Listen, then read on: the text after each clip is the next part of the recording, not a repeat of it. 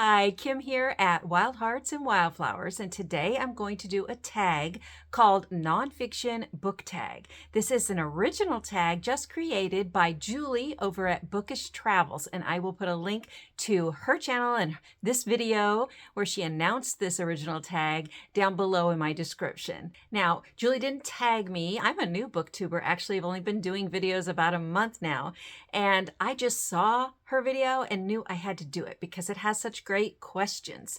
And I'm already doing NonFiction November and enjoying it very much. I read nonfiction all the time, really, along with a wide variety of fiction. And I thought this will be fun. So let's go ahead and do it. There are 9 questions. And if you see me glancing down, I'm just checking out my notes. So the first question is, what motivated you to pick up your first nonfiction book, and can you remember it? Well, I actually do remember what type of book it was anyway. It was a book about archaeology, and it had a big section in it that was specifically talking about all sorts of rocks.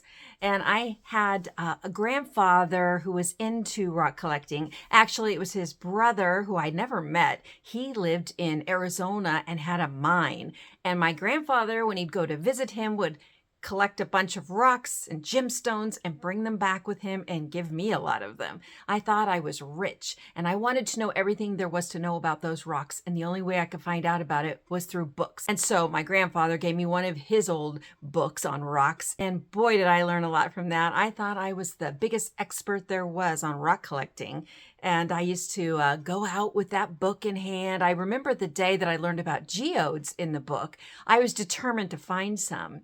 And so I took my bike out, I took my sack for my rocks, my little hammer, and my book, and I went searching. And wouldn't you know it, I actually did find a couple of real geodes that day. And when I cracked them open and saw all that beautiful, gorgeous, colorful crystal inside, I just thought I was destined to be the world's greatest archaeologist.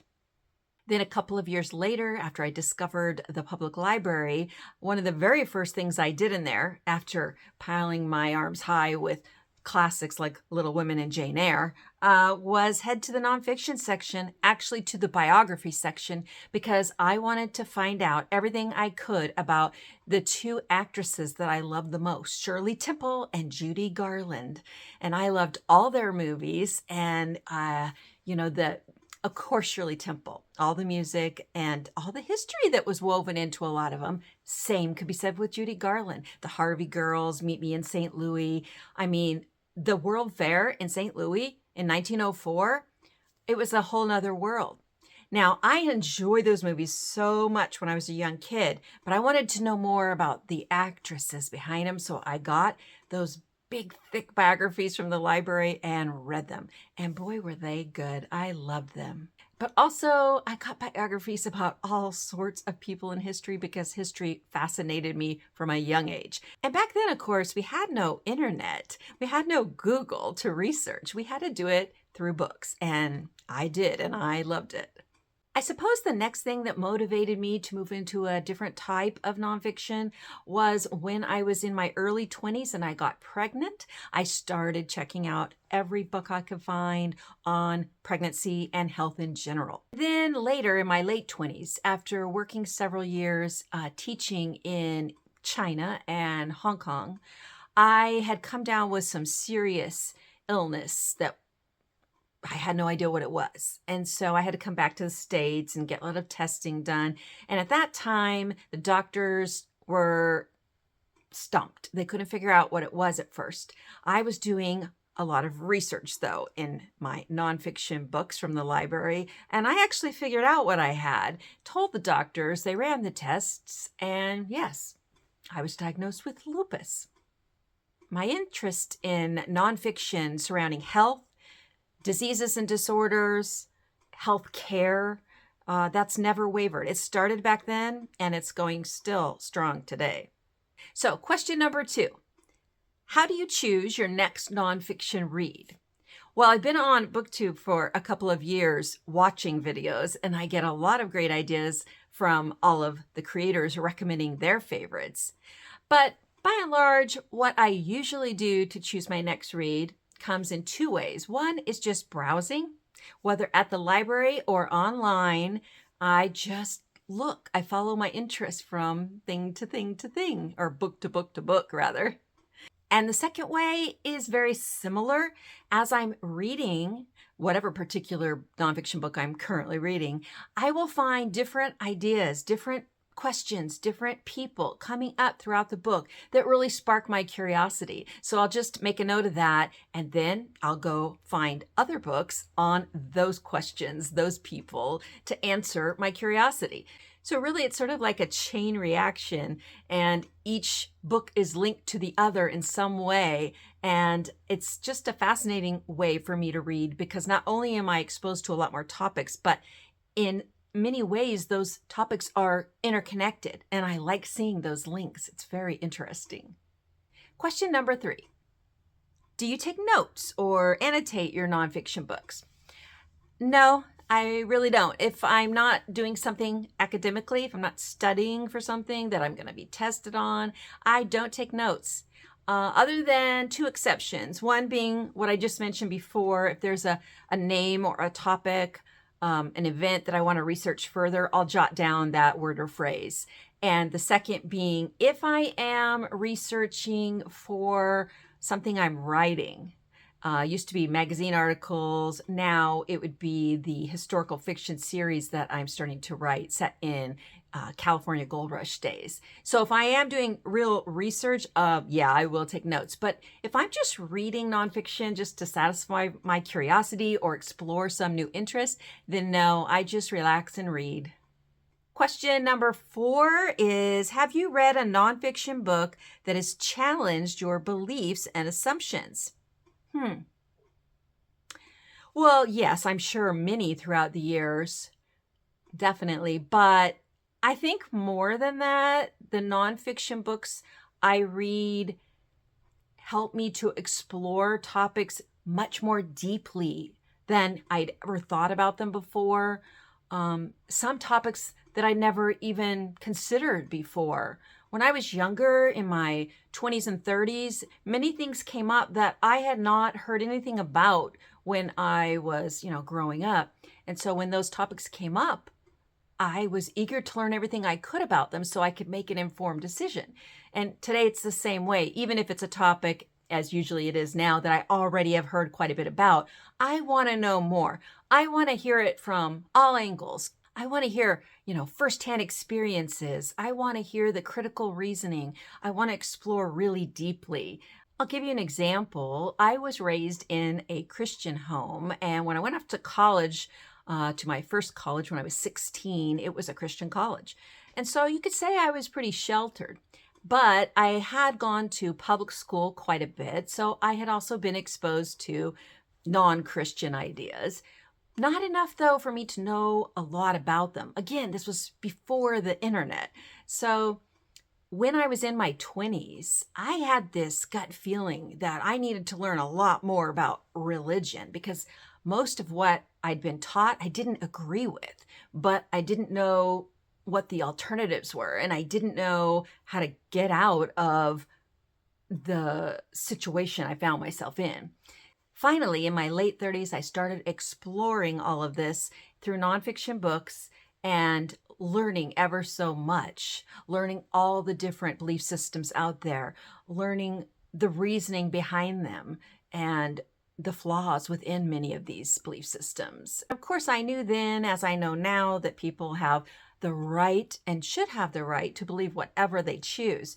But I felt at the time that I'd never really been given much of a choice, and what I believed on the inside had never been allowed to come out on the outside.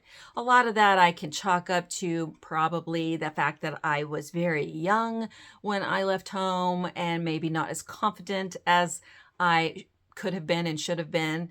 That didn't last too long. I did grow in confidence quickly.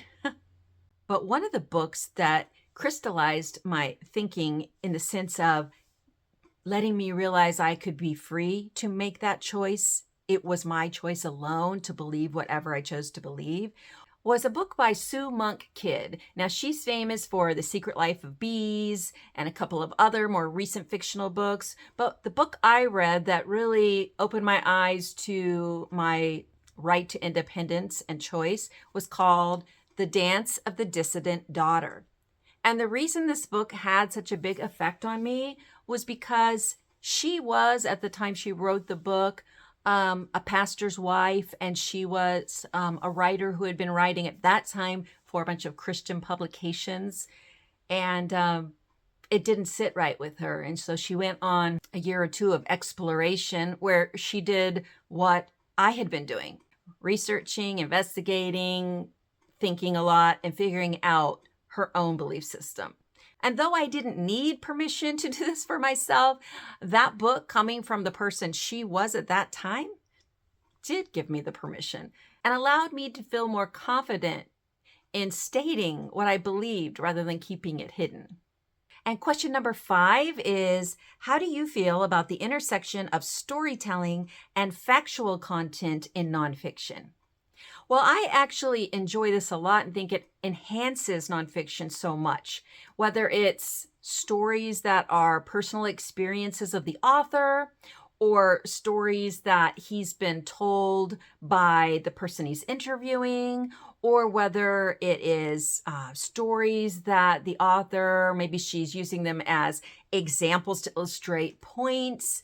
Whatever the case may be, I feel like storytelling, ground in truth, obviously, since this is nonfiction, highly enriches the narrative and, in fact, keeps it from being dry and boring. So I do love good narrative nonfiction, or if it's nonfiction that is heavily laden down with facts, still, you got to intersperse some stories in there to bring those facts to life. That's how I see it anyway. Questions number 6 and 7, I'm going to invert because I think it will flow better. So I'm going to do 7 first, which is, do you incorporate insights from nonfiction into your daily life? Definitely I do, in very practical ways. Currently, I incorporate a lot of what I read about gardening and orchard growing into what I do here on my 2.5 acres in Northern California. I have a 60+ tree fruit and nut orchard, 100 tree olive orchard, a huge vegetable garden, plus herb gardens, and now I'm trying to grow tropical fruit trees, which reminds me I need to bring those in the house tonight because it's supposed to get down into the 30s Fahrenheit, and they would not like to be outside in that. So for the past 8 to 10 years, I've really been soaking up all the experienced knowledge, advice, information that I can get when it relates to growing fruit trees, growing nut trees, growing perennial vegetables, growing a food forest, really. And I have just learned so much, and it's been so beneficial to what I'm trying to do here. I also have read a lot, and I'm building up quite a library now of environmentalist books, conservationism, and that is a topic dear to my heart. And I definitely incorporate a lot of the practical elements that I've learned from those books into my little patch of land here. I mean, one of the biggest things we can do is to plant native plants, because when there's not enough native plants, the native insects die out. And if there aren't enough native insects, then we're going to start losing native birds and native mammals. And yeah, this is just a road to disaster. And yet it's really solvable on a grassroots level if just individual people like you and me plant native plants in our little swath of ground, however small it may be. So the next question then, which I'm making number 7, is there a topic you wish that authors would explore more in nonfiction? Well, I do wish that the history books I read, which I read a wide variety of history, both American and world history, but my concentration, again, is California history in the 19th century. And I wish that writers would, and I think they're starting to, but I wish they would do it more, include all the people that were there, all the diversity of races and ethnicities and genders and sexual orientations. They were there, and I want to hear about them. Again, I can't find it, but I have to dig so hard and so deep. And it would just be so nice, so amazing if professional historians who have the time to do this would really research and then write histories, local histories, state histories, country histories, whatever, that highlight, showcase the very specific people in all their diversity that lived out the history in those places, at those times, in those events. That's what I wish. And the second thing I wish there would be more nonfiction books about is a contemporary topic very relevant to society here in America today, which is universal health care. I wish there were more books that discussed how this could work, where it's worked in other places, what is the way best to go about getting it, what are the downfalls of the system we have now. We need to expose that to people because people are not aware or just don't know there's any other way. And so I wish that. Having been interested in reading a lot of health books through the years, both for myself and for some of my kids, one in particular who has a genetic neurological disorder and fought a brain tumor for most of their childhood, which is now stable, thankfully, I learned a lot about health and the health industry. And being a person who has fallen through the cracks in recent years as far as health insurance goes. Before that, I had great health insurance, but due to a variety of reasons, I'm now fallen through the cracks. And that just confirmed to me everything I'd already been thinking in the decades before, that our system, our healthcare system here is really just horrible. It's just shot. Well, it was never good to begin with, really. And yeah, I'd like to see books that bring forth the positives and the practical ways that such a system could be done and could benefit people here in the US and across the world, really. Now, I am familiar with one great book in this topic, and that is The People's Hospital, Hope and Peril in American Medicine, written by Ricardo Nuila, I believe is how you pronounce it. This was a fantastic book when I first read it, when it came out, and I want to reread it again in January. But I wish there were a lot more authors, a lot more books that took the subject as seriously as this one did and would, go into the more specific ideas on how we can make this a reality. All right, almost done now. Question number 8 says, choose just one book from your nonfiction book collection to highlight. Well, this was very difficult. I really had a hard time because I like so many different types of nonfiction, so many different subject areas. But I'm going to go back to conservation, and it's 2 books, but one author, and that is Douglas Tallamy, Nature's Best Hope, A New Approach to Conservation That Starts in Your Yard, and his second book, Bringing Nature Home, How You Can Sustain Wildlife with Native Plants. Now, these books are full of photography. Some of it is beautiful, some of it is instructional, but these books are both inspirational and very practical. You really can make a difference for conservation by following the easy steps he outlines in these books. And I know that sounds kind of overly optimistic, pie in the sky, but it's really not. There is a lot we can't do on an individual level to affect climate change, but we can very much affect conservation by planting native plants. And he helps you figure out what those are and how to grow them very easily. Okay, off my soapbox. So question number 9, the last question, is for me to tag a few other people. So I tried to choose a few people that I noticed hadn't been tagged, at least in the videos I saw from this tag. And so I'm tagging Marilyn Maya Mendoza. And number 2, Sarah at Your True Shelf. Number 3, I'm going to tag Rosamunde at Books from My Bookshelf. And then number 4, Jim at Books, Reading, and Stuff. Now, a couple of you I know love reading nonfiction, but a couple of you, I'm not sure if you only read fiction or if you like nonfiction too, but I'm willing to bet that just about anybody who loves books has a few nonfiction books they really have enjoyed, a few topic areas they like to investigate through nonfiction books. So I'm tagging you for, and I will put their channels down below. So if you want to go see what they're doing, you can check them out. And again, I will put Julie from Bookish Travels, who created this original tag. I'll put her channel and her announcement video down below as well. And if you happen to have a BookTube channel and you haven't been tagged, but you want to do this tag, please do so. Consider yourself tagged. I would love to see what you have to say in answer to these questions. So if you're participating in Nonfiction November, even if you don't have a channel, list in the comments below what books you're reading this month. What book have you enjoyed the most? And what topic was it about? I am very interested to hear your recommendations. Until next time, happy reading.